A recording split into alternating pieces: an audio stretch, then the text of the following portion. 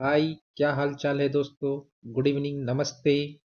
तो दोस्तों आज हम लोग डिस्कस करने वाले हैं सेट नंबर 2 मध्यकालीन भारत से related most important 50 GK question. तो दोस्तों इससे पहले हम लोग सेट नंबर 1 मध्यकालीन भारत डिस्कस कर चुके हैं, जिसमें मोस्ट इम्पॉर्टेंट 30 जीके क्वेश्चंस हम लोग डिस्कस किए थे। तो जो लोग उस वीडियो को नहीं देखे हैं, पहले जाकर आप सेट नंबर 1 देखें, जिसमें हम लोग most important 30 GK questions discuss किए हैं दोस्तों। तो दोस्तों सेट नंबर 2 में भी आज हम लोग मध्यकालीन भारत से रिलेटेड क्वेश्चन ही डिस्कस करेंगे, जो एसएससी सीजीएल एसएससी सीएचएल में पूछे गए क्वेश्चंस हैं दोस्तों। और दोस्तों वीडियो को आप लाइक एंड शेयर कर दिया कीजिएगा और चैनल को सब्सक्राइब कर दीजिएगा, जिससे आपको नई वीडियो का नोटिफिकेशन मिल जाए।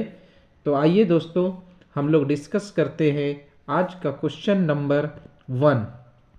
तो क्वेश्चन नंबर 1 में आपसे पूछा गया है दोस्तों,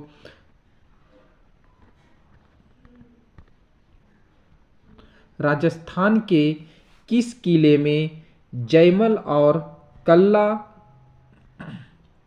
शूरवीरों के सम्मान में छत्रियां बनाई गई थी, जिन्होंने वर्ष 1568 में सम्राट अकबर की घेराबंदी में अपने प्राण त्याग दिए थे। तो दोस्तों इसमें पूछा गया है कि राजस्थान के कौन से ऐसा किला है जिसमें जयमल और कल्ला शूरवीरों के सम्मान में छत्रियां बनाई गई थी, जिन्होंने वर्ष 1568 में सम्राट अकबर की घेराबंदी में अपने प्राण त्याग दिए थे।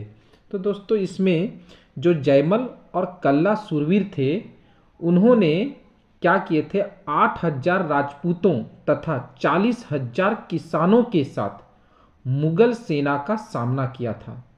किसने? जयमल और कल्ला शूरवीरों ने। जयमल और कल्ला शूरवीरों ने 8,000 राजपूतों और 40,000 किसानों के साथ मिलकर मुगल सेना का सामना किया था दोस्तों। और उन्हीं के सम्मान में एक किला बनाया गया था, जिस किला का नाम है दोस्तों चित्तौड़गढ़ किला। चित्तौड़गढ़ किला, ऑप्शन सी आपका राइट आंसर है। और ये जो चित्तौड़गढ़ किला है, इसकी घेराबंदी अकबर ने किया था, मुगल बादशाह अकबर ने किया था 20 अक्टूबर 1567 से लेकर 23 फरवरी 1568 तक। तो कहाँ, कब से कब दोस्तों? 20 अक्टूबर से आपका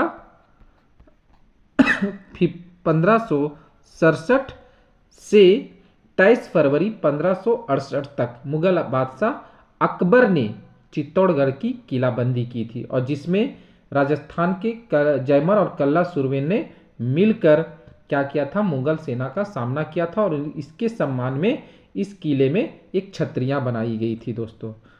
तो इसका राइट आंसर है चित्तौड़गिरा। तो आइए दोस्तों अगला क्वेश्चन देखते हैं हम लोग।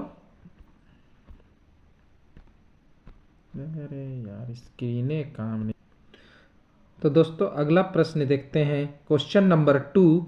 अकबर के बाद सत्ता संभालने वाले उनके पुत्र सलीम को किसका खिताब मिला, जिसका अर्थ है विश्व विजेता? अकबर के बाद सत्ता संभालने वाले उनके पुत्र सलीम को किसका खिताब मिला, जिसका अर्थ है विश्व विजेता? तो दोस्तों ये क्वेश्चन जो है आपके एसएससी सीजीएल में पूछे गए हैं। तो इसका राइट आंसर है दोस्तों option B Jahangir. Option B Jahangir. Akbar के बाद सत्ता संभालने वाले उसके पुत्र सलीम को जहांगीर का खिताब मिला था दोस्तों। जहांगीर का आपका खिताब मिला था। तो आइए दोस्तों अगला प्रश्न देखते हैं, क्वेश्चन नंबर 3। जाट और सवार निम्नलिखित में से किस प्रशासनिक प्रणाली से संबंधित है? इसमें पूछा गया है दोस्तों, जाट और सवार निम्नलिखित में से किस प्रशासनिक प्रणाली से संबंधित है? तो इसका राइट आंसर है दोस्तों ऑप्शन सी मनसबदारी प्रणाली। मनसबदारी प्रणाली से ये संबंधित है। मनसबदारी प्रणाली मूलतः मंगोल सैन्य प्रणाली का अवशेष थी। ये जो मनसबदारी प्रणाली है दोस्तों, ये मूलतः मंगोल सैन्य प्रणाली का अवशेष थी, जिसे मुगलों ने अपनी शासन व्यवस्था में स्थान दिया था। किसने दिया था? मुगलों ने अपनी शासन व्यवस्था में इसको स्थान दिया था दोस्तों। तो अगला प्रश्न है दोस्तों, क्वेश्चन नंबर 4, दिल्ली का लाल किला और जामा मस्जिद के शासन की वास्तुकला की विशाल उपलब्धियां हैं। दिल्ली का लाल किला और जामा मस्जिद किसके शासन की वास्तुकला की विशाल उपलब्धियां हैं? तो इसका राइट आंसर है दोस्तों ऑप्शन ए, शाहजहां। शाहजहां आपका राइट आंसर है दोस्तों। जो दिल्ली का लाल किला और जामा मस्जिद के शासन की वास्तुकला की विशाल उपलब्धियां हैं दोस्तों। शाहजहां को अपने वास्तुकला से बहुत प्रेम था और उसने ताजमहल भी बनवाया, ताजमहल सहित अनेक ऐसे ऐतिहासिक इमारतों का निर्माण कराया था जो विश्व स्तरीय पर वास्तुकृतियां हैं। तो इसलिए शाहजहां को वास्तुकला से बहुत प्रेम था। तो अगला प्रश्न है दोस्तों, क्वेश्चन नंबर 5, भारतीय इतिहास के मध्यकाल के कवि तुलसीदास ने रामचरितमानस किस भाषा में लिखी थी? इसमें पूछा गया दोस्तों, भारतीय इतिहास के मध्यकाल के कवि तुलसीदास ने रामचरितमानस किस भाषा में लिखी थी? तो इसका राइट आंसर है दोस्तों ऑप्शन बी, अवधी भाषा में लिखी गई थी।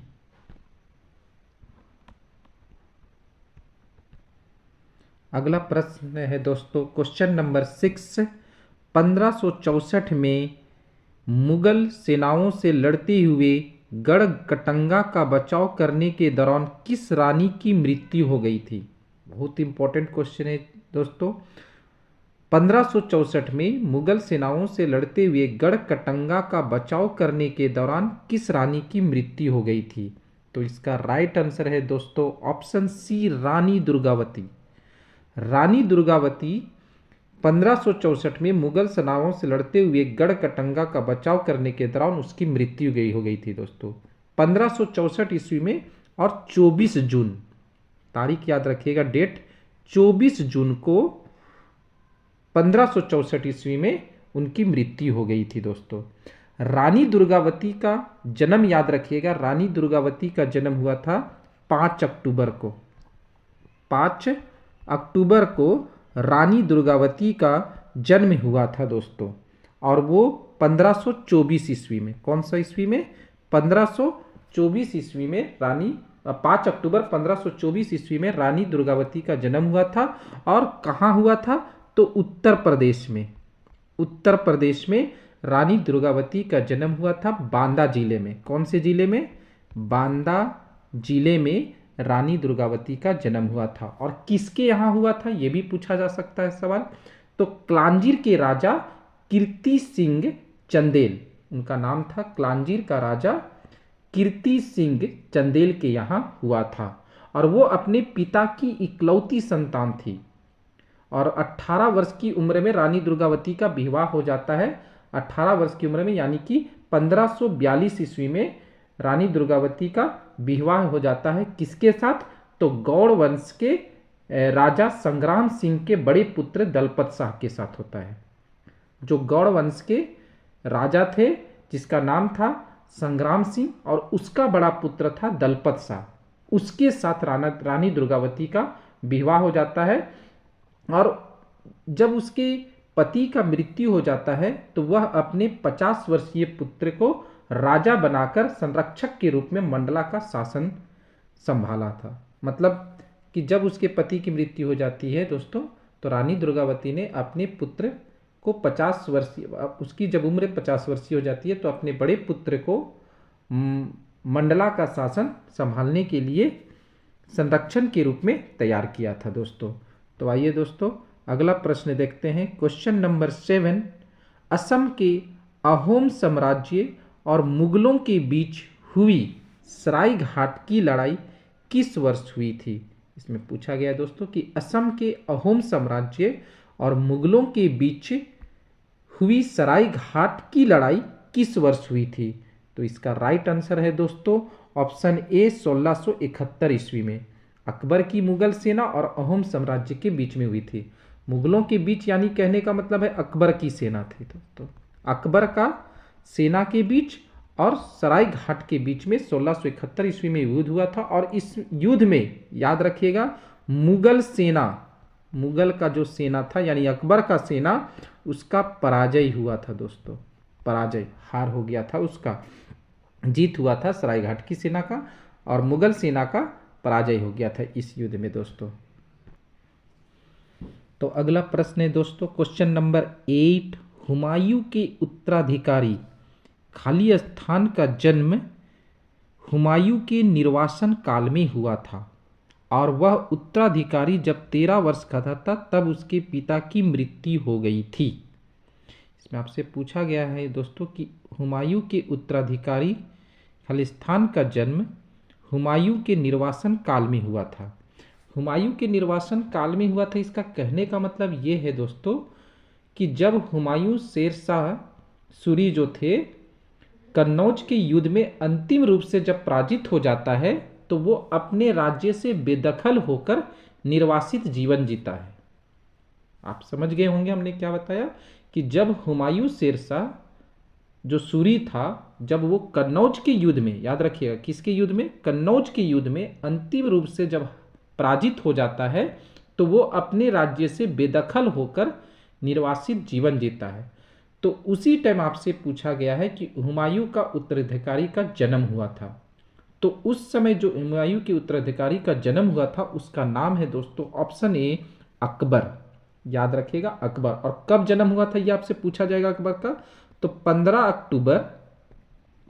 अक्टूबर को 1524 ईस्वी में हुआ था। कब हुआ था? 15 अक्टूबर 1542 ईस्वी में हुआ था। याद रखिएगा मिस्टेक हो गया था, 1542 ईस्वी में हुआ था हुमायूं के उत्तराधिकारी अकबर का जन्म दोस्तों। और जिस समय 13 वर्ष का जब वो हुआ था तो उसकी पिता की मृत्यु हो जाती है। तो आइए दोस्तों अगला प्रश्न देखते हैं क्वेश्चन नंबर 9, मुगलों ने नवरेज का त्यौहार किससे लिया? इसमें आपसे पूछा गया है कि मुगलों ने नवरोज का त्यौहार किससे लिया? तो इसका राइट आंसर है दोस्तों ऑप्शन ए पारसी। मुगलों ने जो नवरोज का त्यौहार लिया वो पारसी समाज से ग्रहण किया था। कौन से समाज से? पारसी समाज से ग्रहण किया था। इसमें आपसे एक प्रश्न और पूछा जाएगा कि नवरोज का जो त्यौहार है वो किसकी स्मृति में मनाया जाता है, मतलब किसकी स्मृति के पास मनाया जाता है? तो याद रखिएगा जो नवरोज का त्यौहार होता है वो फारस के राजा जमशेद, फारस के राजा थे जमशेद, उसकी स्मृति में मनाया जाता है ये नवरोज का त्यौहार। तो आपको ये समझ में आ गया होगा दोस्तों। अगला प्रश्न है आपका क्वेश्चन नंबर 10, फौजी किसके दरबार में रहते थे? इसमें आपसे पूछा गया है कि जो फौजी है वो किसके दरबार में रहते थे? तो इसका राइट आंसर है दोस्तों ऑप्शन डी अकबर के दरबार में। किसके दरबार में रहते थे? अकबर के दरबार में फौजी जो है वो रहते थे दोस्तों।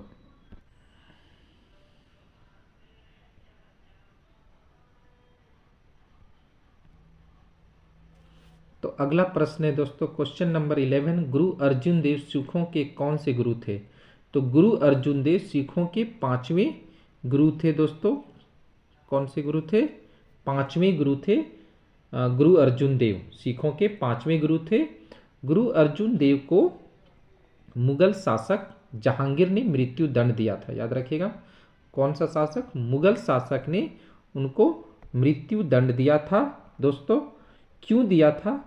क्योंकि उसने क्या किया था कि जो विद्रोही मुगल राजकुमार खुसरो था उसकी सहायता की थी।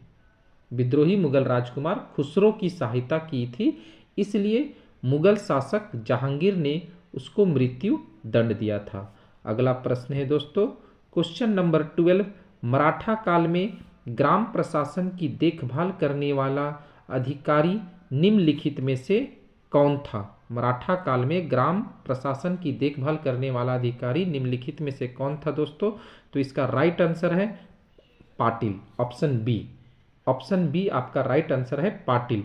पाटिल को ग्राम प्रशासन की देखभाल करने वाला अधिकारी कहा जाता है मराठा काल में। इस एक ऑप्शन है डी, सर देशमुख।